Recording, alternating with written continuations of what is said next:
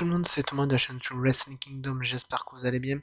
Dans cette vidéo, nous allons parler du coup du ROH Hall of Fame et des deux autres noms qui sont été dévoilés, puis à la fin des deux autres noms que j'aimerais également voir du côté du Hall of Fame. Donc, nous allons commencer par la première annonce qui est une grosse annonce, celle de CM Punk qui va rejoindre du coup le Hall of Fame de la Ring of Honor. Donc, pour ceux qui ne le savent pas encore, Ring of Honor a été une compagnie de catch qui a été créée en 2002 et CM Punk les a assez rapidement rejoints car en 2003, il a rejoint la compagnie. Si je devais vous citer les deux plus grosses rivalités de Punk du côté de Ring of Honor, je vous citerai en premier celle contre Raven. Je vous avoue, j'ai pas vu tout leur affrontement, mais j'ai vu entre autres un dog collar match, donc la même stipulation qu'il aura contre MJF à la Revolution, c'est-à-dire où les deux adversaires sont attachés par un collier de chaîne, par le cou, et un où c'était un match en cage, et il y avait eu plein de matchs à stipulation entre lui et Raven, et je pense que c'est ce qui a fait, je pense que c'est cette rivalité qui a fait monter rapidement Punk au rang où il est aujourd'hui. Fait important, c'est pour le second choix anniversaire, non, déjà avant, après sa rivalité avec Raven, en plus, Punk faisait également des apparitions du côté de la TNA, maintenant appelée Impact Wrestling, où il faisait justement partie de The Catering, un groupe dans lequel Raven était le leader, où entre autres il y avait des catcheurs, il y avait le catcheur Julio Di Niro, Mickey James également, et donc Raven en tant que leader, où c'était un groupe un peu, comment dire, satanique, violent. Donc voilà, mais vraiment la rivalité avec Raven, c'était une des rivalités, je pense, les plus brutales de sa carrière. Et je sais que Punk avait dit que sa rivalité avec Raven a été le premier gars qu'il a beaucoup conseillé et aidé dans sa carrière. Donc pourquoi pas peut-être Raven en tant que personne pour l'introniser au Hall of Fame. Fait marquant dans sa carrière, c'est que lors du second choix anniversaire de la compagnie, il s'est retrouvé en finale pour couronner le tout premier Pure Championship où il était opposé face à AJ Styles et au final c'est AJ Styles qui avait remporté pour la première fois le titre pur, mais il a quand même été second du tournoi à noter. Punk a également été champion tag team avec Colt Cabana dans The Second City Saints, donc référence à leur ville où ils sont nés tous les deux, donc Chicago, où ils ont affronté les Briscoe Brothers et plein d'autres équipes. Après Punk a été en grosse rivalité avec Samoa Joe, ils ont eu des gros matchs, dont des matchs d'une heure, vraiment des matchs qui ont été des matchs 5 étoiles. Vraiment, c'était vraiment ouf. Il y a eu quoi d'autre Oui, CM Punk a également été champion de la Ring of Honor. Et lorsqu'il a signé en 2005 un contrat avec la WWE, ben, comment dire, Punk a turn heel et a commencé à se la péter en disant oui, moi je vais être dans une grosse compagnie, blablabla. Mais il était à l'heure actuelle toujours champion. Et, et du coup, il avait affronté beaucoup de gars. Il avait même été dans une storyline avec Mick Foley qui avait fait beaucoup d'apparitions à ce moment-là. Il avait d'ailleurs perdu son titre contre James Gibson dans un Fatal 4 James Gibson qui est connu maintenant sous le nom de Jimmy Noble. Donc c'est Jimmy Noble qui avait pris le titre à CM Punk dans un Fatal 4-Way, je crois, enfin un match à 4 en tout cas, avec Samoa Joe et Christopher Daniels. Et le 13 août, il a fait son ultime match contre à l'époque son meilleur ami, au meilleur des trois manches, contre Cole Cabana. Et c'était dans leur ville natale. Match très émouvant que j'ai pu voir. Rien que l'entrée, ça vous met des frissons. Après, je sais que Punk, là, par contre, pour la dernière info, je m'étais renseigné. J'ai vu sur Wikipédia qu'en 2006, euh, non, je suis en train de le lire parce que la dernière fois, je savais pas, je viens juste de voir un instant. Oui, voilà. Donc en gros,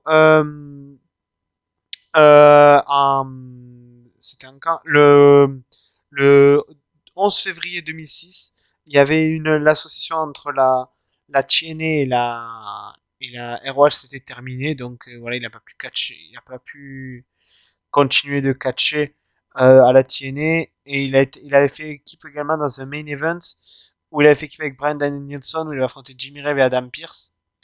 Mais voilà, niveau ROH, je vous ai cité quand même les gros points majeurs. Le dernier, je vous avoue, je me suis aidé de Wikipédia. Les autres, c'est que je m'en ai souvenu, j'avais fait un petit bloc-notes. Mais voilà. Après, pour ce qui est des titres du côté de Ring of Honor, je l'ai noté où? Je l'ai noté là. Il n'a pas eu forcément énormément de titres, pour être honnête avec vous, mais il a su marquer les esprits avec ses règnes et surtout ses matchs légendaires. Il a été une fois Air World Champion, qu'il avait donc perdu les titres contre Jimmy Noble, et il a été deux fois champion de tag team avec Colt Cabana. Bon, maintenant, pour ceux qui ne savent pas l'histoire, maintenant ils sont clairement en froid, Colt Cabana et CM Punk. Donc c'est même plus la peine de se dire que Colt Cabana pourrait l'introniser au Hall of Fame, ou vraiment ce serait vraiment une surprise pour moi car ils ne s'entendent plus du tout. Après, pour ce qui est de mon avis personnel, je trouve que Punk mérite, hein, parce que comme il a dit, quand il a quitté la Ring of Honor, il a quitté le monde du catch. Je suis pas tout à fait d'accord. Je vais dire, sa période WWE, je comprends que en tant que catcheur pur et dur et fan hardcore de catch, il se dit qu'à la WWE, c'était pas forcément le catch, mais je me dis quand même, il a été à la OVW et à l'ICW où là vraiment il a catché, mais vraiment, vraiment catché quoi. C'était vraiment un peu l'ambiance toujours catch indépendant, donc pour moi, c'est que quand il est arrivé au main roster de WWE que limite là il peut dire qu'il a quitté le monde du catch. Donc il y a juste ça que je suis pas d'accord avec lui, mais sinon, je vous conseille de voir les affrontements que Punk il a eu du côté de Ring of Honor. Comme je vous ai cité ceux contre Raven, contre Samoa Joe, mais il n'y a pas eu que ça, il y en a eu énormément. Là, par exemple, ce que je regarde sur YouTube, il y en avait eu un contre AJ Styles aussi qui était très bon que j'avais vu. Vous pouvez en trouver contre Bryan Danielson, Alex Shelley, Homicide, que j'aime beaucoup aussi, que j'avais vu aussi le match. Enfin, il y a plein de matchs que j'ai vu que là, je me souviens juste en voyant les noms sur YouTube, mais voilà, il avait fait quand même de belles prestations. Ah, ben là, il y a par exemple un match que je n'avais jamais encore, que j'avais pas vu, qui était un Fatal 4 CM Punk avec, ah non, match tag team, autant pour moi, qui est CM Punk et Steve Corino contre Generation Next, composé de Roderick Strong et Alex Shelley. Donc voilà, je veux dire, si vous n'avez pas suivi la carrière entière de CM Punk du côté de Ring of Honor, vous pouvez trouver des bonnes petites pépites sur YouTube ou Dailymotion ou autre. Hein. Même il avait fait quelques matchs du côté de la MLW. Je sais que c'est pas en rapport avec la ROH, mais c'est quand même quelque chose. La MLW est quand même une compagnie que j'aime beaucoup. Donc si je peux en faire pas une pub, mais si je peux un petit peu en parler, ça fait toujours plaisir. Donc voilà, je pense que pour CM Punk, j'ai tout dit, mais en tout cas, en avis personnel, je trouve que c'est amplement mérité. Et j'espère, pourquoi pas, quelques petites apparitions en termes de match du côté de la Ring of Honor. Vu que la Ring of Honor, on voit qu'ils sont quand même un bon, comment dire, euh, un bon accord, voilà, avec la AEW. Donc pourquoi pas voir CM Punk revenir pour quelques matchs à la Ring of Honor. Le second nom annoncé pour le Hall of Fame est nul autre que The Samoan Submission Machine, Samoa Joe, qui lui, comparé à CM Punk, lui était là depuis dès le début. Hein. Et d'ailleurs, il a remporté plusieurs titres du côté de la Ring of Honor. Hein. Il a été une fois champion du monde avec le règne d'ailleurs le plus long en 2003. Il a également formé équipe avec Christopher Daniels. Il a affronté des gros noms comme Steve Corino, Bryan Danielson, Loki, Matt Striker, pour ne citer que. Après, il en a affronté d'autres. Hein, oui, Steve Corino jeudi, de Williams, Homicide.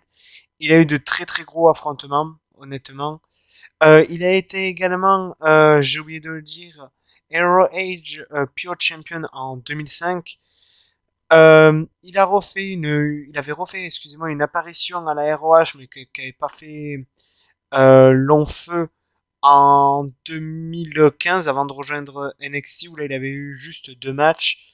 Un contre Jay Briscoe pour le 13e anniversaire où il avait malheureusement perdu contre Jay Briscoe. Et un autre lors de Supercats of Honor où cette fois-ci il avait fait équipe avec AJ Styles pour affronter The Addiction, donc Christopher Daniels, Frankie Kazarian, qui sont 4 personnes qui se connaissent très bien, ils se connaissent depuis la Ring of Honor après. Ils se sont suivis du côté de la TNA. Samoa Joe a quand même plus marqué les esprits que CM Punk, je dirais, du côté de Ring of Honor. Il avait eu des très très très gros matchs contre Kenta Kobashi, qui était un gros match, contre Kyle O'Reilly, Bryan Danielson, comme j'ai cité, Nigel McGuinness, contre Claudio Castagnoli, donc Cesaro. Franchement, Samoa Joe, il a même participé dans les tout premiers matchs de la Ring of Honor, des matchs contre Loki. Et il avait aussi affronté Tyler Black, a.k.a. Seth Rollins. Je veux dire, Samoa Joe avait fait de très très très beaux matchs à la Ring of Honor. Et je pense que c'est grâce à Ring of Honor qu'il est au sommet comme il est actuellement. Et j'avoue, le voir actuellement free agent, il y a beaucoup de monde qui vont dire oui, AEW, ce qui serait une bonne chose. Mais moi, je dirais que pour Samoa Joe, une chose qui serait bien, d'après moi, hein, serait soit un retour aux sources, donc Ring of Honor, soit à la TNA, donc Impact. Pour moi, ce serait 2 bonnes décisions, du sens que, voilà, on va pas se mentir, la Ring of Honor et ceux qui l'a fait découvrir au monde, et Impact, TNA, quoi, c'est la fédération qui lui a donné une plus grosse exposition. Donc pour moi, ce serait bien qu'ils reviennent dans une des 2 fédérations, même si avec les Forbidden Door, ils pourraient tout de même faire des apparitions du côté d'AEW. Mais voilà, je veux dire, j'espère qu'il catchera du côté de Ring of Honor maintenant qu'il est free agent.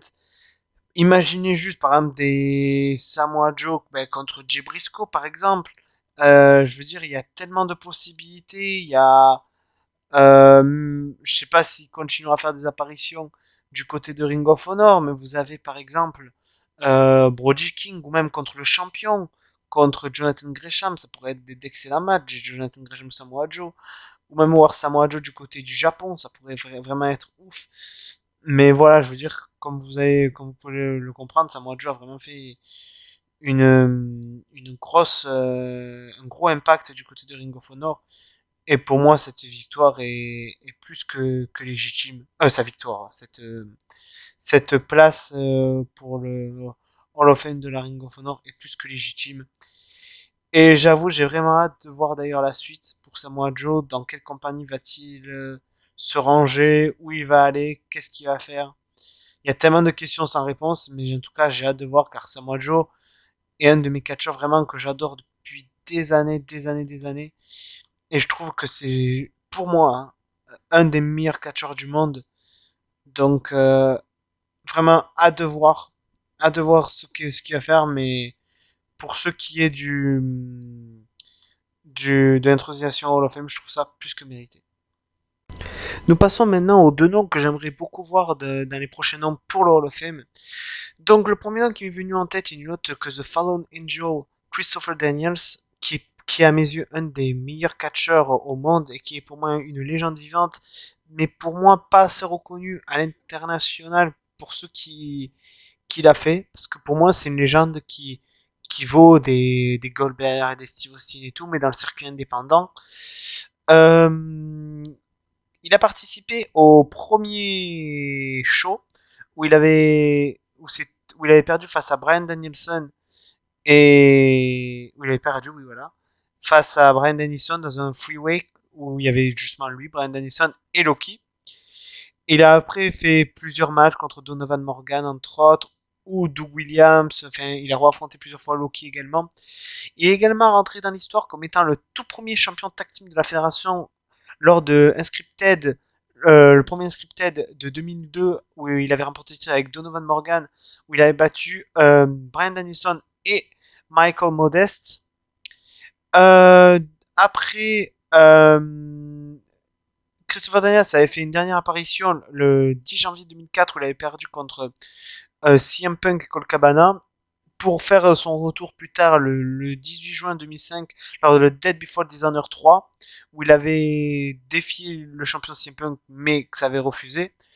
Après, de 2005 à 2007, il avait eu plusieurs matchs. Il a eu remporté des titres où il a affronté des mecs comme Roderick Strong, Bryan Danielson, AJ Styles, Jimmy Wang Yang, Matt Sydal, les frères Briscoe, Shingo, enfin beaucoup de monde. Après, en 2002-2010, il a été surtout à la TNA parce que oui, je dis qu'il a été depuis 2007 à la ROH, mais il faisait aussi des matchs du côté de la TNA. Après, pour ce qui est de la Ring of Honor, il avait fait son retour en 2010. Exactement le 3 avril 2010, lors de Big Bang, où il avait affronté Davey Richards. Après, il avait eu d'autres affrontements avec Kevin Steen, entre autres, The American Wolf, Kenny Omega, les Briscoe, Red Titus. En 2010, il est devenu Rage World Television Champion.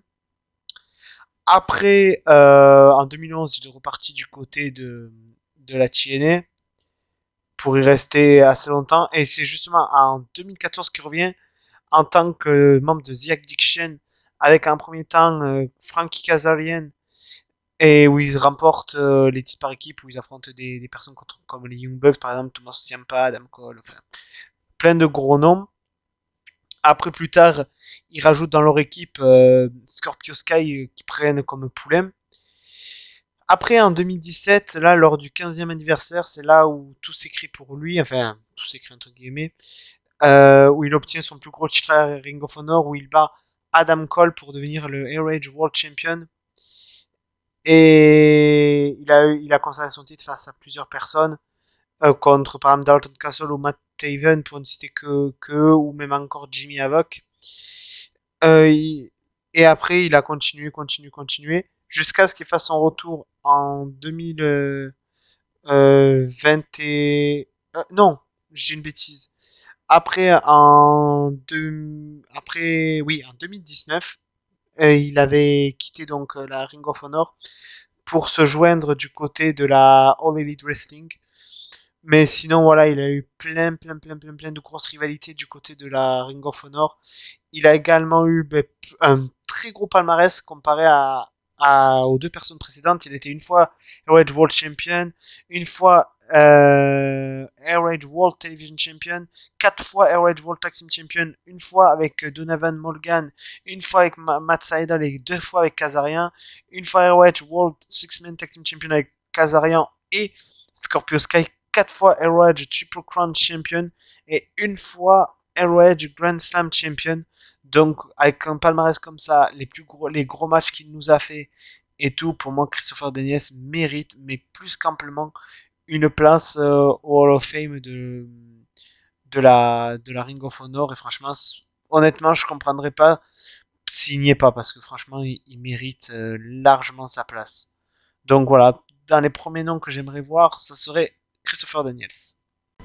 Le prochain nom est nul autre que Delirious, même si c'est pas un mec qui est connu de ouf pour avoir eu des titres à gogo ou autre. Pour moi, Delirious est une figure emblématique de la Ring of Honor car il est là depuis 2004 et il n'a jamais tourné le dos à la compagnie. Il a catché un peu un indie, mais il a été tout le temps là pour représenter la compagnie. Il a affronté des gars comme récemment son dernier match du côté de Ring of Honor contre World Famous CB, où à la fin il lui donne d'ailleurs son masque. Il a affronté Jonathan Gresham, il a affronté des Samoa Joe, il a affronté des Brody Lee, des Jerry Lynn, des Negro Butcher, des Young Bucks, des Matt Sydal, des Chris Sabin, des Matt Taven, des Roderick Strong.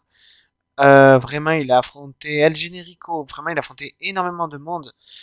Et en plus de ça, il a été un des entraîneurs pendant très longtemps, même je crois qu'il a été toujours en dernier temps pour les jeunes loups, disons, de la Ring of Honor. Donc pour moi, Delirious est quelqu'un que même si sa carrière à Ring of Honor n'a pas été la carrière avec plein de titres, la gloire, etc., il reste tout de même une figure emblématique pour moi. Et c'est pour ça que je le mets dans la liste. Bon, malheureusement, il n'y a pas grand-chose à dire sur lui parce qu'il n'a pas fait des choses, je veux dire, extraordinaires. Il a plus fait des choses extraordinaires en interne car il était un des bookers, il a été un des coachs.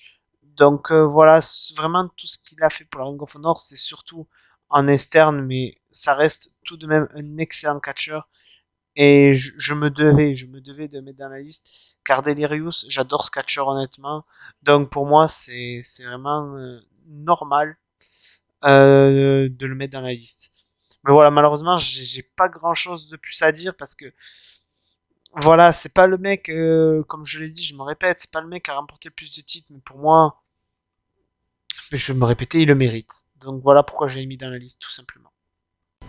Voilà, nous arrivons donc à la fin de la vidéo. J'espère que cette vidéo où je donne mon avis sur Samoa Joe et CM Punk au Hall of Fame et que je donne les deux autres noms que j'aimerais bien voir vous aura plu. N'hésitez pas à me dire en commentaire ce que vous pensez justement de l'ajout de Samoa Joe et de CM Punk au Hall of Fame de la Ring of Honor et également les noms que vous aimeriez voir prochainement annoncés pour la classe du Hall of Fame ROH. Comme je l'ai dit lors de la première, s'il y en a encore deux noms annoncés, j'attendrai qu'il y en ait deux pour pouvoir vous faire une vidéo. Et si je vois par exemple que le prochain nom c'est le dernier, ben, je vous ferai une vidéo avec juste le dernier. Parce que malheureusement on ne sait pas combien il y en aura. Donc voilà. Mais en tout cas, comptez sur moi pour vous parler des futures infos qu'il y aura du coup sur le Hall of Fame de la Ring of Honor.